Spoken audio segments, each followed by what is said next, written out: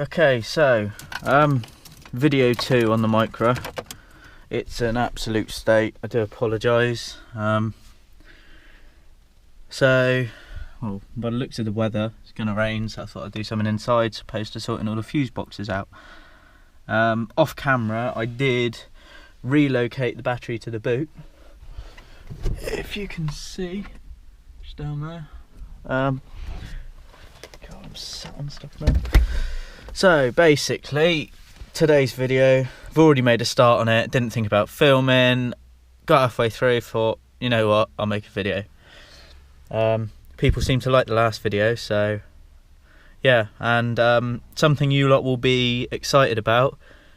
The near future, we'll be getting another bike. However, I won't be doing silly stuff. I'll be doing just some casual lanes and just some commuting rides or whatever, speaking. That seems to be what you guys like. Not really sure what to get, but it's looking to be another C90.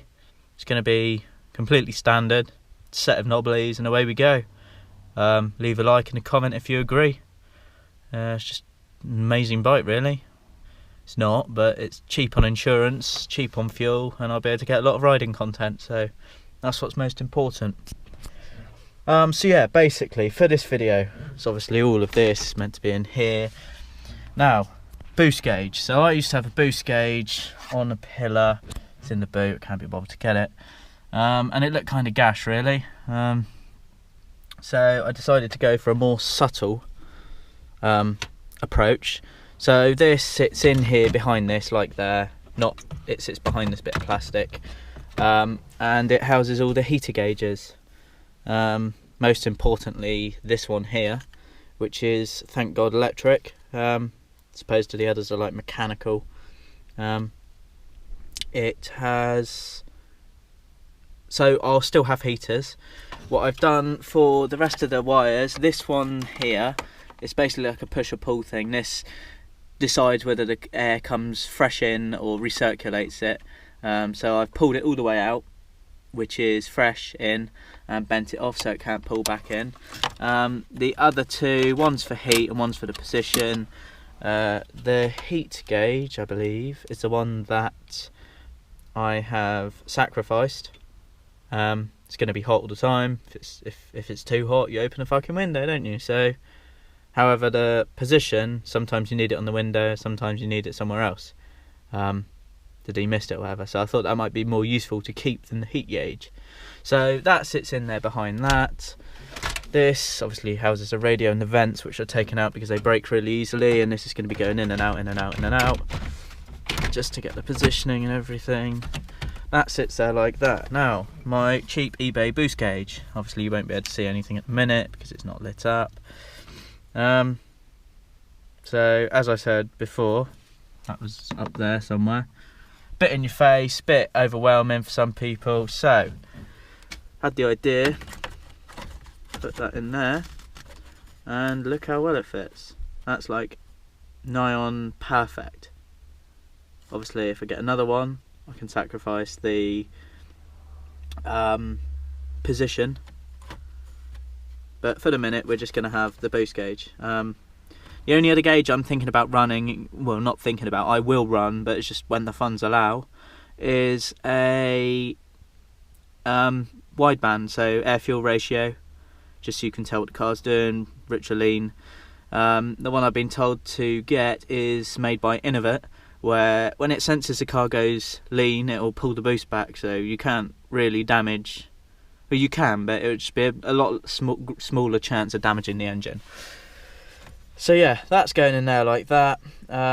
This all sits in the way, obviously, so I've had to make a cutout in there. I don't know whether you can see the line that I've scribed around it. I need to file that out. It's going to use a Dremel, but I'm just going to use a bit of manpower. So yeah, I'm going to get on with that and I will be back. Okay, so got everything in, done up the back panel, and I've forgotten some screws, for fuck's sake. So the gauge, what it does is it's quite a snug fit. It just presses in there. Wired the little USB adapter thing up to. So yeah, you turn the ignition on, you get your fucking 12 volt shit to charge, and the gauge. It's not wired into the wired in, plumbed in to the vacuums yet. All this still works. So yeah, I'm really fucking happy with how that come out. It just fits so well. Okay, so just put those screws in on the back. I don't know if you can see them in there. There's 2 pins, positive and a negative, 12 volt positive, and obviously a negative's a ground anywhere. The way I've done that is I went through all the plugs. Well, I didn't, but the way you would do it is you go through all the plugs. What I did is I took it off the 12 volt ignition live and the ground of the cigarette lighter.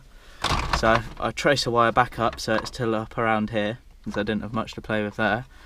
Spliced into the 2 wires, and yeah, it worked amazingly.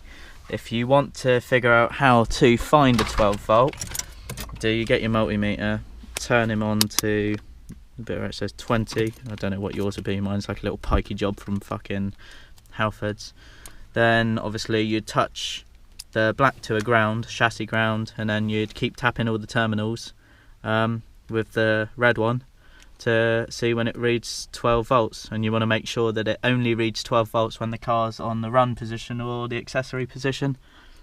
The way to find a ground is turn it onto that little, whatever that shape thing is, touch them together. As you can see, it says 1. You touch them together, it will read a certain, think it's a resistance. So yeah. And to do with the hose that comes out the back of it, that's a vacuum. I'm teeing it into the fuel pressure regulator vacuum, but you can also do the throttle body. Okay, so just plumbed all the boost gauge in, let the car warm up for 5 minutes. As you can see, now that's in vacuum. As you rev it, it pulls the vacuum into positive, which is technically boost. It's in PSI. It's on the launch controls fucking plugged in, so it'll just hold it at 3k when you hold it.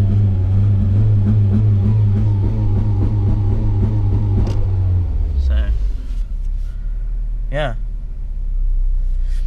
that's going to be that. Now I'm just going to do a bit of cable management, tidy a few things up, and probably try and wire in the turbo timer, which is an absolute pig to do, because no matter what you do, they just don't work. They're like the shittiest things ever. That's a ground. But yeah, they're just really shit. As you can see, if you turn it off, it does fuck all. So yeah, that's going to be the end of today's video. If you enjoyed that sort of little thing, I am super happy with how that's come out. I think that's awesome. So yeah, leave a like, comment and subscribe for more content.